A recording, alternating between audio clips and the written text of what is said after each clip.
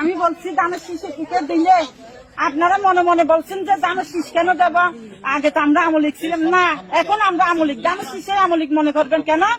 আমলিক আসার জন্য আমরা এটা একটা পথ।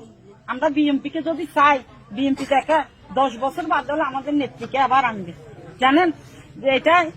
কিন্তু ওদের হাতে যদি চলে যায়, পাকিস্তানে চলে যেতে হবে সবাইকে। ওহ বাহ বাহ বাহ, সুন্দর। দেখুন কি চমৎকার এরা নাটক সাজাতেছে।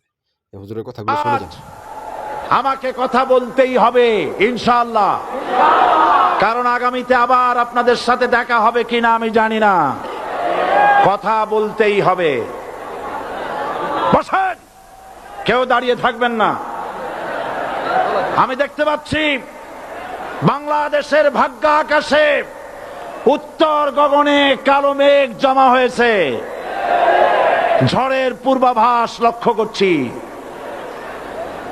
যদি মোকাবেলা করতে না পারেন সক্ষম ভাবে, এমন অন্ধকার গাঢ় কালো অমাবস্যার রাত আসতে পারে যার সুবে সাদেক হওয়া অসম্ভব।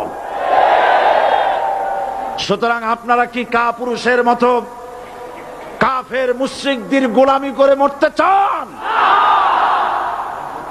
বিড়ালের মতো 500 বছর বেঁচে থাকার কোনো লাভ নাই। সিংহের মতো 1 ঘন্টা বাঁচতে চাই।